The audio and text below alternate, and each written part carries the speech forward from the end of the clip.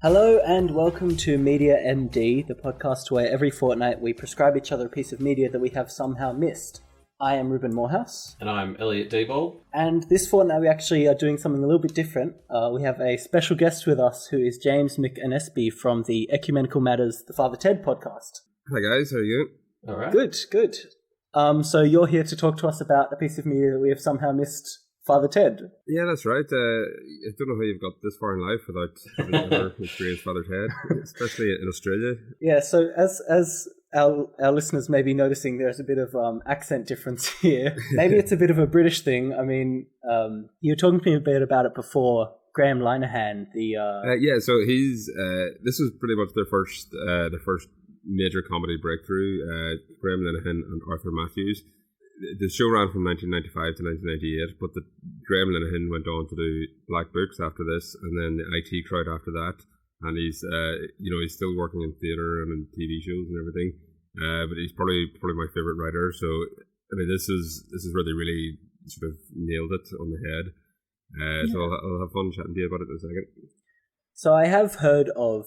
I can't speak for Elliot, but I've definitely heard of and seen all of the IT Crowd like a bunch of times. It's like one of those iconic kind of British comedies. And Black Books I've gotten some experience with as well. Yeah, I've seen Black Books and the IT Crowd.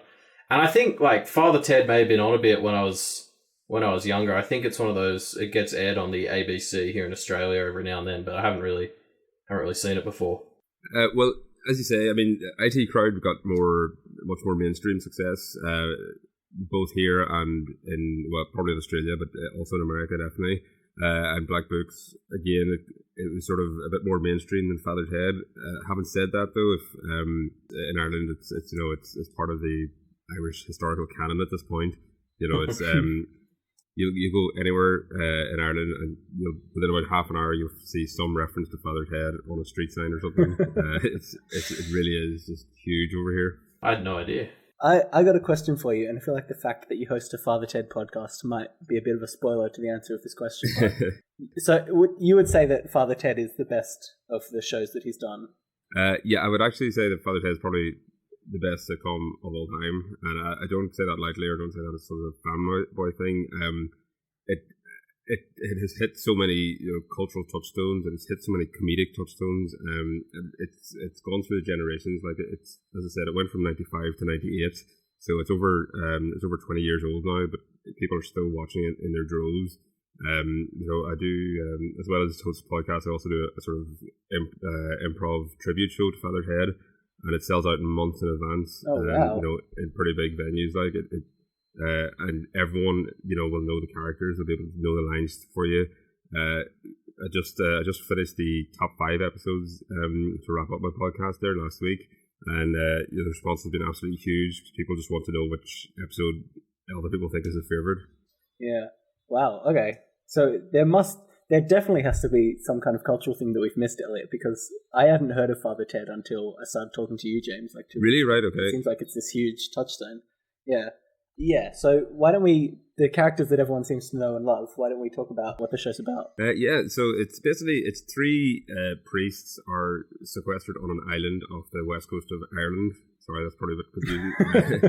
But they're basically sent there because they're banished. They're trying to keep them out of mainstream the mainstream Catholic Church. So one of them is a decrepit old pervert, basically, an alcoholic wreck. That's Father Jack, and he's the one that shouts big loud noises, and he's just a very, very comedic character in a very big sense. The main character, Father Ted, is sort of the more sensible of the 3, and he's a sort of middle-aged man. He's got undisclosed financial difficulties prior to the show. That's why he's on the island. And then the third priest is just a really dim-witted. He's in his early 20s, just really, really dim-witted. And a bit of a man-child, so obviously he can be conducting weddings and funerals on the mainland. So they stuck him out on the island as well.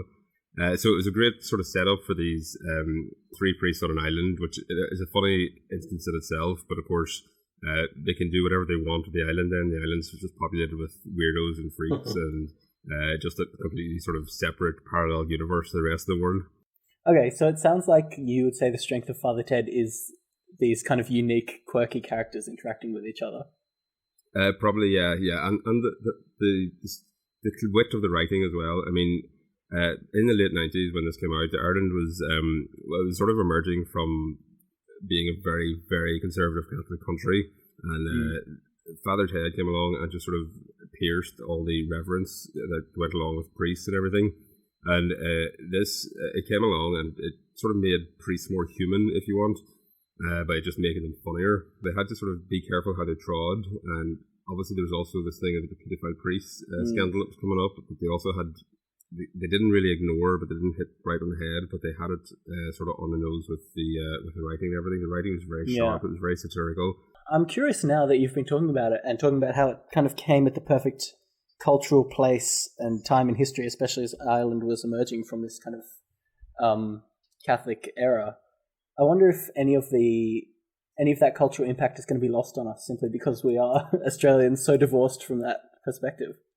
No, it's a good question actually. I don't think it would be. I think more if you find any difficulty with it, it'd be more the style of comedy, which can be it can be quite surreal in parts, which a lot of people outside of people who have tried to introduce it to don't really pick up on is the surreal element to it. Like it's very down and dirty, sort of gritty. Not gritty, that's the wrong word. Grubby show if you want. So I don't know how what I could use to sort of give you a sort of cultural touchstone, but you know it's hugely popular in England where none of that was a sort of issue for them. Like English friends of mine don't get some of the jokes, but they can still jump in with the really surreal, really off the wall, the big characters, the clever writing and just the general wit of it. Yeah, I mean, it definitely sounds like it has a pretty good pedigree behind it. And it's hopefully, I mean, having enjoyed Graham Linehan's other shows, I'm assuming that the style of comedy will be quite consistent there. Yeah, it would be. Yeah, again, it's the he seems to write very surreally, and this is sort of cranked up to 10 compared to what came after. I mean, I remember when the IT Crowd first came out, thinking this doesn't feel like what I was expecting because I was expecting a Father Ted, so that might be a bit illustrative. But IT Crowd still has very sort of surreal moments, as in Moz is a very exaggerated character. Yeah, and the goth. I've forgotten his name. Oh yes, I think is a vampire. Yes, exactly. Yeah. So those kind of misunderstandings and the big characters that are sort of maybe just a wee bit extra from the sort of stereotype. So as I said, Moss is is a sort of nerd, but he's not just a typical nerd. He's one extra. He's one step further. Yeah, exactly. Exactly. Yeah. Well, I'm definitely interested to check it out and see how it goes. So I guess you were just sort of talking about, I guess risque British humour. I'm thinking the In-Betweeners, stuff like that. Like, where would you say it fits on the spectrum? Well, the In-Betweeners, I love the In-Betweeners, but it wouldn't quite be as crass, for want of a better word. Crass, I think, is the perfect word to describe the In-Betweeners. I agree, it's a great word. Well, so Father Ted wouldn't swear as much, and when they do, they sort of make it, they do it in a very sort of pointed way to make that the joke, if you want to understand, like it, because they don't swear every 5 seconds. When they do, it is much funnier. So what they do is, as well, because the TV rules are a bit stricter with swearing back then. Instead of saying, do you do swearing on the podcast, by the way? Oh yeah, we've got our explicit tags, so feel free. Well, instead of saying fuck, for example, they would say feck, F-E-C-K, which is, they really Irish it up, yeah. Exactly, yeah. So if you met Irish people, you probably know that that's a lot of people just say feck, just there's a cleaner way of saying fuck when you're in that mood, it'd be probably closer to maybe a Faulty Towers than In-Betweeners. Okay. In that again, it's the bigger characters in a sort of smaller world, if you understand. Yeah. Oh, so I just want to ask, should we just go to the start and watch as much as we can from there, or is there, is this one of those shows where we'd be well off jumping into season 2 or something? Well, that's what I was just about to say. It is. I mean, there's 24 half-hour episodes. About 25 minutes or so. Okay. Plus a Christmas special. I don't know if you'd have the time to watch all of them, but if you didn't, I did have a top 10 episodes for the podcast, which even though out of 24 episodes I picked 10 of them, people were still complaining that some episodes weren't in it. That shows how high the quality was. But I would suggest, if you don't have time to do the whole 25 episodes, I would suggest doing the top 10 anyway. Okay, yeah. I mean, we've done more of American shows where there's fucking 400 episodes and they're all an hour long in one season. I reckon we'll get to it, but we'll publish it in our show notes for any of our listeners who don't think they have the time to keep up with it all. Yeah, well, exactly. I mean, the top 5 episodes that we finally came up with are probably a very good reflection of the humor of Father Ted, but you are actually missing out on so much more as well if you only ever watch those 5. But it's a good place to start off on if people haven't heard it and they want to sort of get into it. All right, cool. Awesome. All right, brilliant. We'll meet back again in 2 weeks. Fantastic, yeah. All right, so it's that time of the podcast again where I tell you to stop your podcasting device and go off and watch Father Ted. We'll be waiting right here for you when you get back, so pause it now. And now that you're back, let's continue with the episode.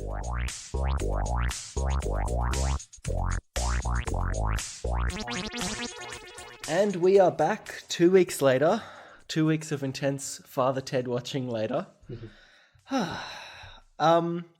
So, the way we usually run it is we'll start off with like a little plot summary, but I don't know if that's really relevant for Father Ted. It seems a bit weird to do a plot summary of a sitcom. Well, yeah. Yeah, and I mean the setting's what we should bring up, but it was sort of already covered. Yeah. I mean, yeah, it's three misfit priests on a misfit island getting up to shenanigans, I guess. Yeah, involving a lot of other misfit characters as well. All right, I'll start us off with my thoughts about the show. I did quite like the show, but I feel like it took season 1 to really find its feet. I think season 1, and maybe this is blasphemy, James. Don't kill me if if I didn't like season 1 as much, but I feel like it was a bit hit and miss with some of the episodes, and then season 2 and 3 just like really got into the good shit. No, that's pretty fair. I do have the Ouija board sitting ready here in case you do say something blasphemous, so I can't just damn you to hell or something. But if the spirits tell me that I'm doing something wrong, please let me know. Right. Okay. Yeah. No, that's pretty fair assessment of the show as a whole. I don't know if you agreed, Elliot. When we did the 10, the top 10 episodes. We found that only 2 of them were from season 1. The episode with the 3 bishops and the episode following it with the drunk former BBC presenter. And apart from that, the rest of them were mostly actually from season 2 and only 3 from season 3. So season 2 was probably the highlight. And the more timeless episodes were definitely from those series. Oh, I liked season 3 quite a lot as well. I think the one episode in season 1 that I thought was really like indicative of the quality that we hit was the one about the movie that came out and they like are forced to protest the movie by the church. Yeah. Yes. Yeah, I thought that was a really good episode. But I think the reason I didn't like season 1 as much was this was something that they did a lot of jokes where each character would have their kind of niche joke, right? So Dougal's kind of joke was that he was really stupid, and they played off of that in a lot of different ways. And there's Father Jack's joke is that he basically only says 3 or 4 different words in combination. Yeah. And Mrs. Doyle's joke is that she is very pushy with offering people tea, right? Yeah. And I feel like they really pushed those jokes really hard in season 1. And I'd compare it to like in Family Guy, there's that joke that they always do where Peter Griffin like hurts his knee and he's just sitting there for like 10 minutes rocking back and forth making noises about how his knee was hurt. Yeah. And that's kind of what the Father Jack and Mrs. Doyle especially felt like to me in season 1. But then in season 2 and 3, they kept doing that, but I don't know, it just clicked and it just kind of worked. It was very strange. I almost thought I actually noticed something a bit similar. Like I thought the jokes changed up a bit more. So I sort of felt that, particularly in the first half of season 1, everything to do with Father Jack was basically just the fact that he was sitting there being angry. Whereas then I felt later on they actually started to do stuff with that. He was angry about specific things, or he had particular reactions. It was almost like and particularly Dougal, almost went through a sort of reverse Flanderization. Yeah. So, normally in sitcoms, as characters sort of go on, they tend to just get reduced to a few of their most crazy traits. Like I almost felt like in this show it kind of did the opposite, and that was why I sort of was starting to enjoy it more and more as it went on as well. No, I think both of what you're saying is actually probably reasonably fair. Certainly the Mrs. Doyle, she was known for having a catchphrase, "I go on," as in she would offer somebody tea, "I go on, I go on," and it went around the country for months or actually years that was her catchphrase. But on the podcast, we did actually a count to see how many times she said it, and she only actually said it in 6 episodes. But they did, as you say, push the character trope. It's just they were a bit more creative than just saying "I go on." But you're right. In regards to Dougal, D. Ned Flandersization, is that what you're saying? They do try and grow the characters. I mean, certainly what I noticed between season 1 and season 3 with Dougal is that he got a lot more mischievous. They definitely kept his childlike qualities, but whereas a bit more innocently childlike in season 1, sort of Ted's bad influence on him over the course of the series sort of turned him into a very sort of devious character. In the episode where he has a sort of rival as the sort of man-child, Owen McLove. Oh yes. Like very pertinently, when there's a sort of zombie apocalypse of old age pensioners, and he just locks them out of the house. I should mention at this point, I've watched all 3 seasons, but I think Elliot only got up to. Where did you get up to, Elliot? I got up to right at the end of season 2. So you haven't seen the old lady zombie invasion yet? No, but that sounds awesome. I do plan on finishing it up. Episode. But yeah, I only got through 2 seasons so far. Well, you're actually missing the episode then that won our poll, which is a parody of Speed, the movie Speed, where a milk float is got a bomb put on it and it can't go below 4 miles per hour, and that is far and away one of the most popular episodes ever. So I would implore you to get onto that, Elliot, even in your own spare time at some point. Yeah. I'll probably watch all of them. I'll watch all the rest. So I think I've got 9 left. I'm up to the Christmas special one. Ah, fantastic! So I'll go from there. That was the Christmas special. I'm surprised that didn't make it into your top 5 lists. I thought that was really. I really liked that episode. I thought it was probably one of the best. Yeah. A lot of people have said that to me since. Actually, the only reason it didn't go through is because I did the list after I'd finished covering all the episodes, and I was going to cover the Christmas episode for Christmas. So it just wasn't. I just hadn't watched it yet and hadn't done a podcast on it. Oh, I see. Yeah, I mean, a lot of people have said that it's a brilliant episode of TV, but it's also and only had very passing references to Christmas. But it did have the classic setup of the 3 priests or the bunch of priests caught in the lingerie. That was an amazing segment. It felt like they. I feel like one of the reasons season 2 and season 3 were more successful was because they started going into this like genre parody kind of style where, for example, in the Christmas special, they go into like a kind of war documentary or war film kind of genre parody. And we already mentioned the zombie film genre parody kind of thing. It felt a bit like they were more targeted with what they were trying to do in the later seasons. Yeah, certainly. Yeah, I mean, throughout the show, they did have a lot of references to films, sort of before it became, it sort of wrote by now, but apart from, like, back then, it would only really have been The Simpsons and a few other sort of shows that would have been doing that sort of thing so blatantly. But in season 2 and 3, yeah, they certainly went ahead and took an idea and sort of ran with it. One thing I hadn't noticed until I went through the podcast is how much horror movie references they went through. Yeah, they have this running theme where Dougal will often want to try and watch these horror movies, and they're just completely inappropriate for him to watch because he's so childlike that he just can't handle it. And I thought that was really good. There are a lot of really good running jokes that started really getting to me throughout season 2. Like I think my favorite one was there was a father who they never interacted with. The only thing that happened was Ted would sometimes call him on his mobile phone. Yeah. And every time that happened, he would get in some kind of horrific accident, which I really liked. That was Larry Duff, yes, who made his untimely end eventually, yeah. Yeah, that was good stuff. Yeah, I don't know. It was so weird to me because I was watching season 1 and it was like, there's a lot of stuff that just didn't click with me at all. And then even from the first episode of season 2, it was just like switching a light where everything suddenly was like, they were still the same characters and they were still making kind of jokes in the same wheelhouse, but it just kind of clicked a lot better for me. I'm not sure what it was. So yeah, that's interesting because I didn't have that Well, I sort of did, but about halfway through season 1. So I sort of felt like it took, and I don't know if it was the show or if it was me, because often with sitcoms it's a lot about the characters, and so you've sort of got to warm up to them as well. Yeah. And so I don't know if it was that, but yeah, it took me till about 3 or 4 episodes in before I sort of really felt like it was hitting all the marks. Yeah. But I don't know whether that was me.